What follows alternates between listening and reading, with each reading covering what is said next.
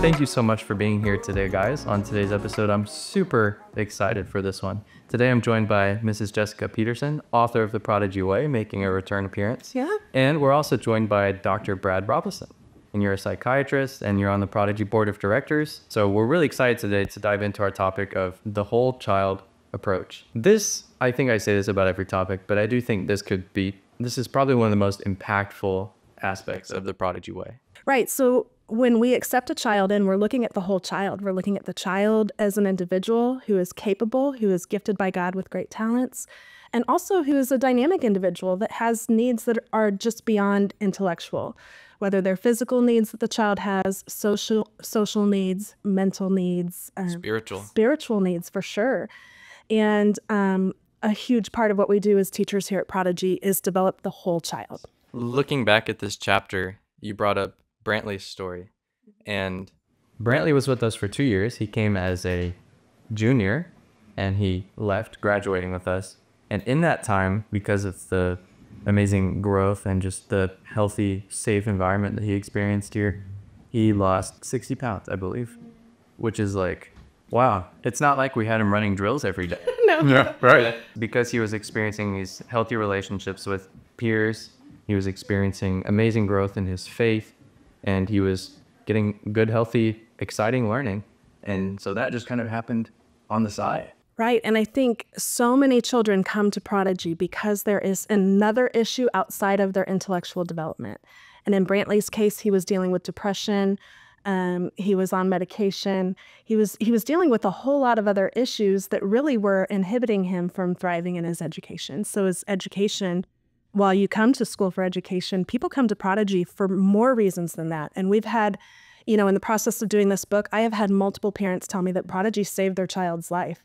And so that is part of the whole child. Like, that is what we do. When you say it's like central to what we do, I think it is what we do really, really well here. I would jump in there. I mean, I would definitely agree. I do think that Prodigy does a great job with the whole child and supporting the whole child and the whole family system, really. I think, I know that's one of the things you talk about in the book too, but really supporting the whole child, and it's, I mean, in some ways it's easy to say. It's become a buzzword. You probably know kind of how that trend is developed. It's a trend that's developed in education. It's a trend that's developed in, in my field. I think the challenge is to take the risk to create a paradigm that actually is whole child rather than a paradigm that's not whole child and then create buzzwords and maybe give a little bit of, emphasis to it, but it really does take a shift to make that a core principle and a core part of the whole paradigm, which I think you guys have done a great job of here. I think one of the things that, you were talking about Russell and Amy, and I think one of the fascinating things about Russell and Amy and their leadership, and actually what we do here at Prodigy, and even you just talking about Russell and Amy and how you've known them for so long, and so have I, they almost look at me as their employee as a whole child, right? They see everybody as a whole individual who has all of these different needs, and they treat me in the same way that they want me to turn around and treat my students, right? And so we see not just if there is an intellectual deficiency or if there's a struggle somewhere, we're looking at all different angles of it. What is it that's causing this? Because most of the time, it's not the child's true intellectual ability that's holding them back. There is some negative self-talk. There's some maybe basic needs that aren't being met in some way, or emotional strife that the child's going through. And so we know when a child's not succeeding, and when we see that in the classroom, that there are often much deeper things that we need to dig into there. I think one of the things that you guys do really well here is it's not like you go, you go to math and you go to science and you go here and you do this and you do that. And, oh yeah, let's also put you in a social skills group, and then we'll stick you over here with a counselor and all that. That's trying to shoehorn a whole child concept into a paradigm that's not actually really truly a whole child. Right. When you have a whole child paradigm, you you immerse the child in an environment where the whole child thrives, right? You know, you immerse the child in an environment where they can explore the world around them. They can explore people and things and you know, well, that's, you know, science and sociology and math and engineering, but it's just they're exploring the world. Now they're also learning to explore the complexities of themselves in relationship. I mean, that's psychology. That's my field. That's, you know, but you're immersing a child in an environment where they can do that. Sometimes it shocks me that this isn't just the way that it is across the board in education, because when you look at a person, it just makes so much sense that if you're healthy in every way, then you can begin to grow in every way. Yeah. And so it also makes sense then that if you can't address a hurt in one area, then you won't be able to grow as well in another area. Yeah. I think one of the things, you know, so many of these Prodigy 21 elements overlap with each other, but a lot of this, what you're talking about, this environment that we're creating, it comes from that low ratio, high relationship principle that we have, where our teachers are really building strong relationships with the students and understand all the relational dynamics, family dynamics, everything that's going on with that child, and they're in good relationship with them for years on end in a lot of cases. And not only that, not only are our teachers creating safe space in that way, but they are teaching the other students how to create safe space for each other. And so in that way, we have a place that's really special that I feel like you can't just plop kids into certain schools and expect that they're going to have people who understand how to create safe space for them to be who they are and who God designed them to be. Yeah, absolutely. I mean, you use the term safe space, and I don't, you know, that's a buzzword for me that I love. Yeah. Well, I mean, you know, because I think a huge part of what we do is create space. You know, I mean, that's we create space. The world from the beginning is designed as a relational space, right? Now, what do we do with that? What kind of space do we join God in creating? Dangerous space, you know, nice space, or safe space? I lay those out in that way intentionally, because a lot of what we do is there are definitely times where we, as individuals, and certainly our, you know, some kids grow up in space that's truly dangerous, or we've had, you know, experiences in dangerous space, and that's bad. I mean, that's not good. You know, there's things there we can talk about. Nice space is also, it's more what we do. It's the paint on a happy face. I call it nice church space sometimes. It's the nice church space. It's like, you know, all that stuff. Totally unhelpful for whole child development. What is incredibly helpful is when we create safe space to be present and imperfect in. Because when we create safe space to be truly present and imperfect, then we have the opportunity to explore and you know, figure out and thrive. Right. You know, in dangerous space, we can't. We've got to. We're spending all our energy just, you know, protecting, right? Just protecting ourselves physically, emotionally, spiritually. In nice space, I would argue it's the flip side of the same coin in a sense, because in nice space, it may not be overtly dangerous, but you're spending all your energy trying to look good, trying to look nice, trying to not seem imperfect. This would be like sheltering a child. Yeah, you know. And so safe space is, I mean, truly safe space. Obviously, all schools want to create, you know, physically safe space, but you also want to try to create, you know, emotionally safe space, spiritually safe space, places to be, you know, present and imperfect and explore in. It's great. I love it. Now, from the perspective of a listener, having a whole school where you take a whole child approach seems like it would be really difficult for teachers to do, because it seems like there are just so many more things that you have to be attentive to. So maybe we could talk a little bit about that and how Prodigy teachers do take on this huge like task or mission. Yeah, and mission is the right word there. I think all of our teachers who are here feel like they are called by God to be here, and they see it as a mission. And when you see your teaching as a mission, you are handling everything with a different perspective. When you see teaching as a mission, you know, I can put this math page on hold. We'll get to it. What's more important right now is that I deal with this with you in the moment. And we train our teachers to do that. And we give our teachers the freedom to do that. And we give our teachers the ratio to do that so that they can step aside and have things covered so that we can deal with things in the moment. Right. And that's huge. I can't even tell you how huge it is to be able to deal with something that a kid is struggling with in the moment. I think kids are dealing with so much stuff. You've got kids from divorce, kids who have drugs in the home, kids who are adopted, kids who are fostered.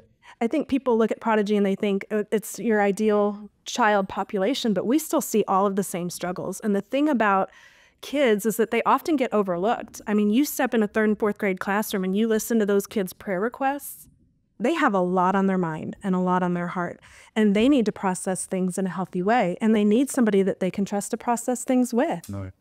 And I love the fact that, I mean, I think a lot of what you guys do is you're creating, you really are, you're creating that for the kids. You're also creating that for the families. I mean, you're including families in safe space and a place to be present, imperfect. I mean, you know, no family's perfect, and we really want to include the families in that process. I think back to the specific things with the teachers. I agree. I think that the teacher-student ratio is a big part of it. It's the ability. I mean, there's a lot of great teachers. There's a lot of great teachers in all the schools. I know lots and lots of great teachers, but being able to have a place where the ratios and the paradigm supports you to really attend to a child rather than feeling the pressure of the pressure of the paperwork and I got to get this and this, and they got to, dot this I and cross this T and standards and, all that. I mean, I think you guys do a great job of teaching towards standards and, in where it's needed, but you're just not shoehorned into that so much. And I think that's important. From early on, Russell and Amy and I have talked about, that it's having those two teachers there. You've got that ability to have someone with their eye on the content. Like, yeah, we want to teach good material, and we want to help kids thrive and learn and knowledge and reading, writing, arithmetic, all of that stuff. But you also have someone there that's got an eye on not just the content, but the process. How is this kid learning? What is working? What's not working? What's getting in the way? What about their emotional growth and development that's maybe needs to be addressed as much or more than the math problem that they're trying to master or whatever, and you've got the paradigm and the structure to allow you guys to be attentive to that. That makes a huge difference. Makes a huge difference. Earlier you said kids are resilient. Yeah. And for one, I just think that's so true. But also, I think that they learn quickly. I think children tend to learn more quickly than we give them credit for as far as relationships go, because so my wife is a collaborative teacher in one of our 1st and 2nd grade classrooms, and I can't tell you how many times she'll tell me that she pulled a student aside to address a specific issue that student was having with another student, say, and the child will be like, "Well, I just didn't know that. I thought I was playing a prank on them. I didn't realize I was just being mean." And then after that, she's able to, if something similar happens again, she's able to call back to that conversation, and a lot of times the student will just be like, "Oh, oh, I see now how that was wrong. And then it changes from then on. And it's like the issue as a second grader is resolved. And now that's going to pay dividends for the rest of the student's life. And because she had the time and space to be able to pull that student aside and have that conversation, like, it sounds like a small thing, but that student's life is genuinely going to be different because of that. Yeah. And here it's an everyday thing. But in a traditional setting, so often that will get overlooked, or that child will just be pushed aside for consequences. Right. There's just no time. You know, our teachers in other settings have multiple kids and all the paperwork and all the things that are bearing down on them all the time. And I just know from an experience of my own, you know, having 27 kids in a classroom, the only thing you really have time for are the troublemakers.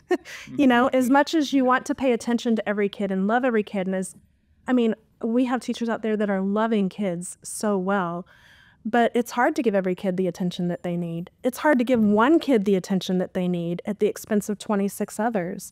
And so that ratio is super important. And, you know, another thing I think that Prodigy does really well, and you guys have both spoken to it a little bit, and Russell has talked about it from the very beginning, is this idea of layers of support, right? In a regular ed classroom, you have one layer of support, and that's the teacher. And the teacher's divided 27 ways. At Prodigy, you have 2 teachers in each room, but not only that, like, the teachers have people supporting them. And so, you know, here at Prodigy, we have an admin team of 4 people, and we are constantly working with kids and working with teachers and being an additional layer of support when it's needed. And parents are very included in this layers of support. That's what I was going to say. The other part of that is we understand that if we care for the whole child, part of that is if we can care for the parents and also meet the parents where they are and partner with the parents, we are going to be, it is a mission. We're loving the child by loving their family, and the child's going to reap the benefits of that. And that is huge. You've got a whole team, a whole network of people around this child. And when on the occasion that there is a time when you're not having breakthrough with a child, whether it be whatever kind of breakthrough you need, this is what we spend our Fridays talking about. Okay, so then there's this other level of professional development where we as a teaching team are supporting each other with ideas, brainstorming things to help this child break through. So things don't get swept under the rug or dismissed. We're taking them head on all the time. And it's because we have so many different layers of support in place to do that. I see it when I'm here, but you guys probably have the stories and at the top of your head more than I do. But I think it's loving and supporting the families. But there's parents around here or grandparents or whenever I'm here, and so Prodigy's here to support parents and families, but they also welcome parents' support, to be present here, to be present with the kids. And there's just so much of a community that's going on here that I think is, it's a huge part of it. Well, another interesting thing to talk about here with the whole child is, we're going through parent-teacher conferences right now. And even just the way parent-teacher conferences are structured at Prodigy are so different. And I was actually just walking through campus and I was popping in on some teachers checking in, and the teachers are sitting there with parents doing conferences in the middle of the school day out on the deck and things like that. But really spending time with the parents. We talk about supporting the whole child, but a lot of our teachers are joining in prayer with the parents as part of that conference, inviting Jesus into the middle of it. How can I pray for, the teachers are saying, how can I pray for your child? How can I pray for your family? And they're starting a meeting in that way. So that spiritual foundation that we're building with these families is also just another layer we haven't even talked about yet. And I can tell you the ministry and things that go on in the context of those parent-teacher conferences, parents are struggling too. Just like kids are trying to make sense of things, we have so many parents who are out there without a support system as well. And I feel like during parent-teacher conferences, sometimes they become, I wouldn't say counseling sessions, because I certainly don't have advice to give them, but you're listening, right? And you're partnering, and you're helping them through you're helping them through their own struggles. Right. And you're present with them. One of the things that I say, in a ministry that we started several years ago, and we still are actively involved in, sacred space ministries. That's where a lot of times, we talk about the other folks that work with me there. We've kind of used those phrases. And one of the things So there's dangerous space, safe space, nice space. The only thing really we can do is join together to create safe space. So we create safe space to be present and imperfect in. That's what you're doing with the parents that you were just describing. God shows up and makes it sacred.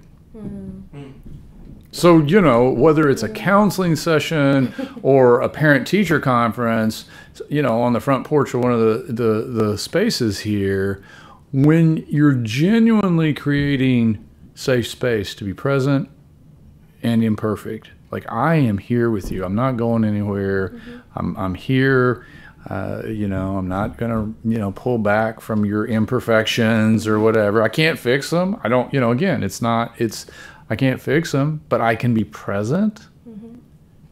Well, no, that's a place that where, you know, then God shows up and can make that space sacred and transforming. You know, it's transformational at that point. So yeah, I think that's what you guys do all the time. I mean, it's beautiful. Even in that parent-teacher conference, and this is something that your dad, John, has been doing from the very beginning, and I actually learned from him that is genius, is the basis of what our teachers are talking to parents about at conference is usually out of the constructs of a one-on-one interview that we've done with the students. So for example, when parent-teacher conference comes around, and even not just parent-teacher conference, we do them several times throughout the year. This is whole child all the way. I sit down with the kid and I say, on a scale of 1 to 10, how do you feel about school? Why? On a scale of 1 to 10, how are your relationships? Is there anything at school that makes you feel sad or upset? On a scale of 1 to 10, how do you feel about the subjects that you're doing in school? Are you challenged? You know, what subject's the hardest? What do you do when you face hard things in a subject? How do you handle it? What goals do you have for yourself? How do you think God thinks about you? We literally go through the whole child in these interviews with the students. And then we can sit down with the parents and we can say, on a scale of 1 to 10, your child gave school an 8 because they're really struggling with some relationships. Do you hear about those relationship issues at home as well? Here's what I see as the educator. What do you see as the parent? And here's your child's perspective. And we put all those perspectives about each part of the whole child all together in these parent-teacher conferences, and they're unlike any other conference you're ever going to see anywhere. Yeah. It's amazing. When you think about how long have you been in your Oh, 30 years. 30 years, okay. And we often hear in education about the trends happening with our children who are facing social media pressures and mental illness and depression and things like that at the highest rate ever. How do you see that Prodigy combats some of that stuff, or that our approach combats some of those things that are up against, it seems like every child, it feels like it's all around us all the time? Yeah, it's a great question in terms of sorting out, you know, the influences of culture and all the things that we're struggling with. And I mean, to try and keep my answer somewhat succinct, I mean, you know, you could take a whole bunch of different things. I mean, you know, social media and all of those pressures, and the, you know, the addictive nature of social media and the fact that we've got company. And I mean, I'm not like, I don't vilify technology at all. And, you know, and I've got Facebook. I don't look at it very much, but I mean, I'm not, you know, but yet it is, you know, a concern that some of the wealthiest companies in the world really don't have a product that they sell other than addicting people, kids and adults, to clicks. That's a problem. You know, it's not a passive, and I think people are starting to wise up to it, but it's taken some time, and I still think we've got a long ways to go for people to understand. Adults, you know, senior citizens that are addicted to it, all the way down to parents trying to sort out stuff with their kids. I mean, we've got to come to terms with the fact that screen is not passive. It's incredibly active. Some of the most brilliant minds in the world are behind trying to make that attractive and get, you know, clicks. Now, they're not concerned about whole child stuff. They're just concerned about activating little dopamine hits and to keep the next click going. Well, that's incredibly destructive for a kid, a developing brain, let alone almost anything else we could talk about. I mean, I think the reality is, and this is not intended to be, I think Prodigy does a great job. I mean, one of the things that I've struggled with in my career for years is, the struggle that my parents that I work with feel and the pressure that they feel, because I think a lot of times they feel vilified or, that sort of thing. And so, I mean, parents have got a tough job, and the vast majority of parents that I work with have been great parents with 2 or 3 kids, but then they've got that one that's, a challenge, right? But the other reality that we are also dealing with is that we are a relationally traumatized society. Like everybody. Nobody is at this point, immune to it. Nobody has come through this unscathed. We are a relationally traumatized society, and that has had really devastating consequences on kids and families now for 2 or 3 generations. And the evidence is there. That's a very broad statement, but the evidence is there. There's mounting research over the last 3 decades about, developmental trauma, complex trauma, and the impact on brain development and all those sort of things. I mean, it is, yes, pandemic, yes, social media, yes, these things have had an impact. But what I think people are grappling with, coming to terms with, left, right, and middle, politically or whatever, is we're relationally traumatized. We do not know how to relate. We don't know how to connect. We don't know how to support one another in safe space, to be in, yeah. I think that's why what we're doing here at Prodigy is proving so refreshing to people. Yeah. And we've talked a good deal about parents and how we partner with parents in supporting the growth of each child. And so I'm also really excited for the episode where we get to talk about parent partnerships, because that's going to be really cool. And that's something that no other school is doing like we do. That's true. Well, at least not that I know of. Yeah. But anyways, I'm afraid we're out of time here today, guys. But this has been really good. I know this is going to be one our listeners are going to be, they're going to really have to maybe listen twice to, because there's just some really good stuff in here. Dr. Robinson, thanks so much for coming out here to the campus today and joining us. Yeah, absolutely. It was fun. Yeah, Jessica, thank you again. Thank you. And we'll see our listeners in the next episode.